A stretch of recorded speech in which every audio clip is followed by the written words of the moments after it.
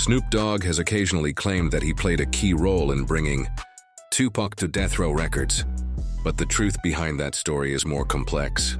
While Snoop Dogg was a major artist on the label and certainly had interactions with Tupac, it's widely known that Big Suge Knight was the primary force behind Tupac's move to Death Row, famously bailing him out of prison in 1995 in exchange for signing to the label. Snoop Dogg may have contributed to making Tupac feel welcome once he arrived, but to say he was the reason Pac joined Death Row is misleading. It seems more like an attempt to rewrite history or boost his own legacy, especially given how strained their relationship became shortly before Tupac IIC's death. Suge, I want to ask you about Tupac joining Death Row. Who's really the reason behind Tupac joining Death Row? Well, it definitely was not Snoop, period. It was Keisha. I don't know Keisha's last name, but it was Keisha.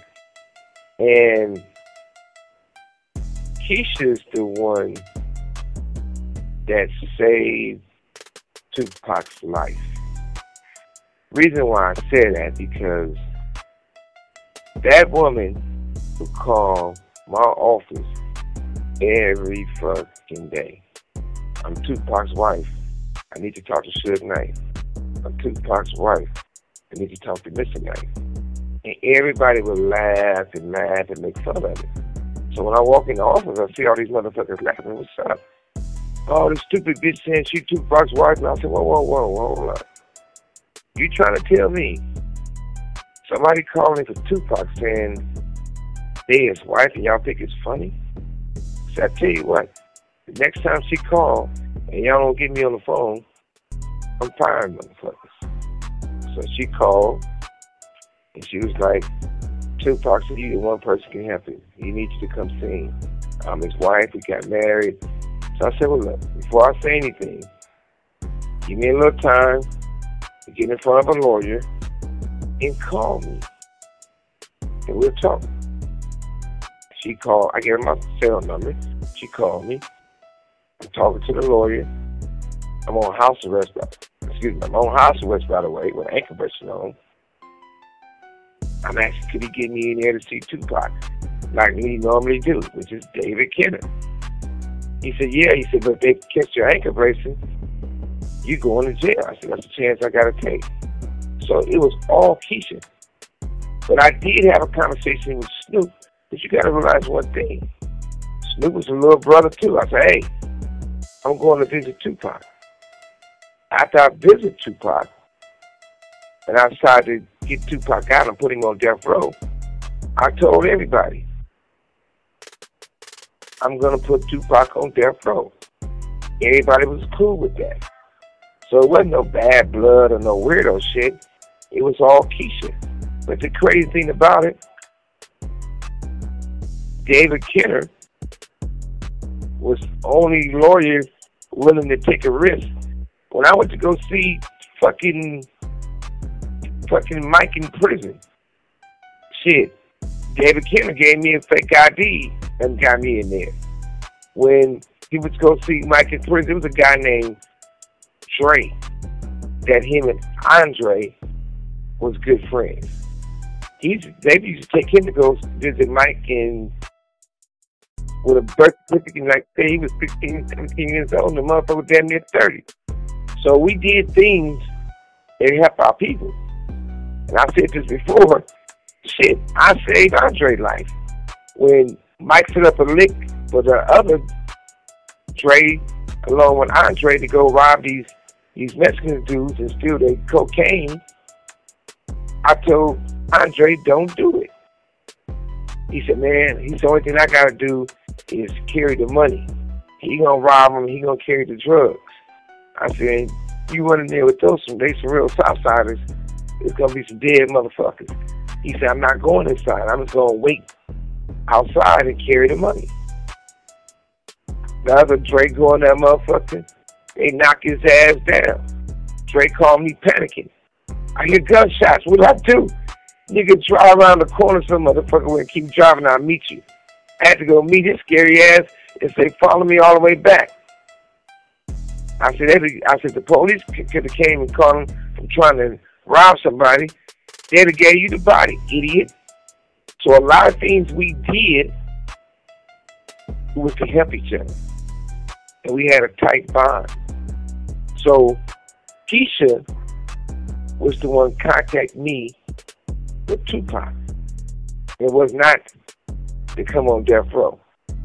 And I'm going to say this, a lot of people talk about Tupac who never met the man, never did business with the man, or they might have had a conversation but they weren't friends with the man.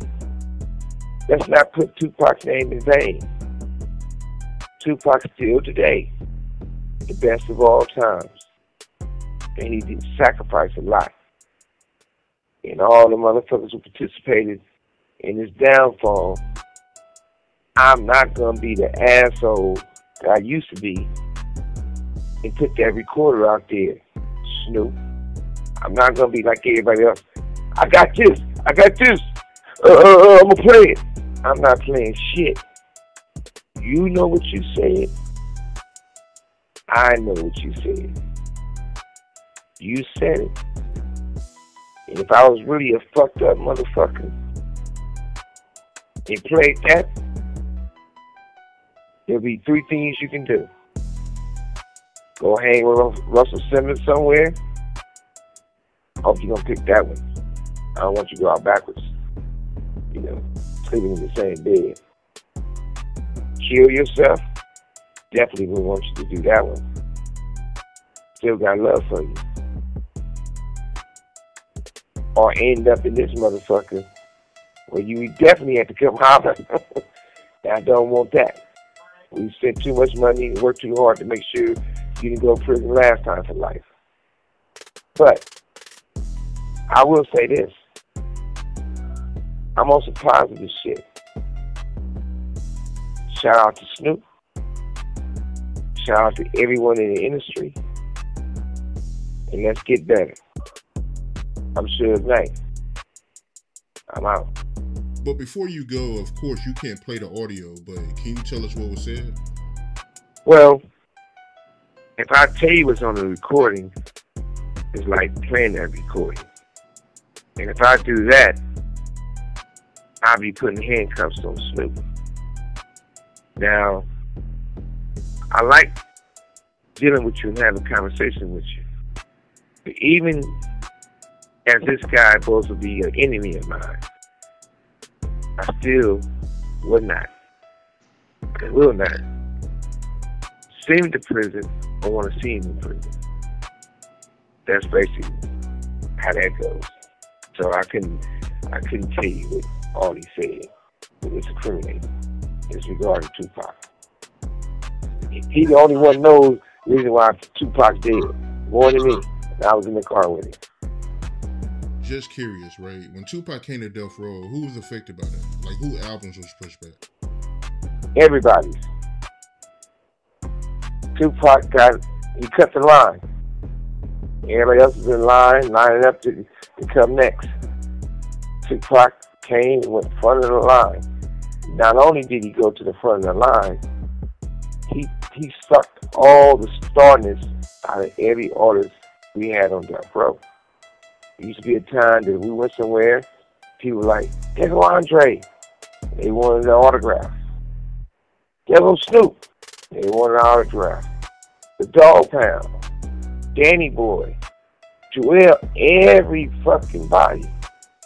When Tupac came, and we do events, regardless if it was a Mother's Day brunch, regardless if it was a concert, after the concert, at a club, at a school, at a hospital.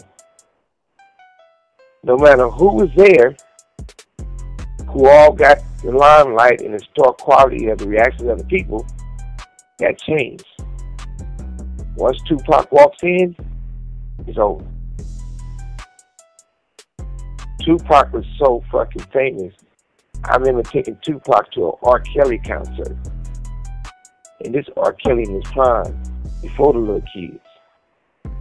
And I walked Tupac to the front of the stage. One of those motherfuckers shined the light. And when the fans seen Tupac was there, they was rushing him. I I had to get him out of the arena.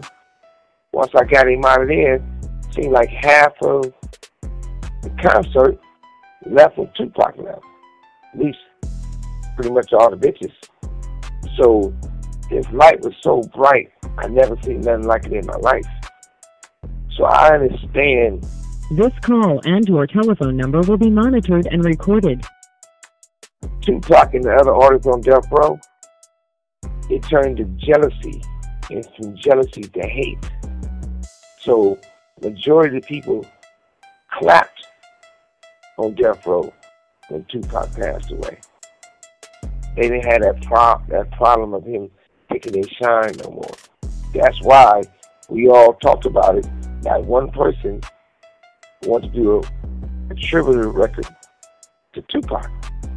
That's why when anybody want to say that they knew Tupac and that was their homie, when Tupac got a star, name me one person from Death Row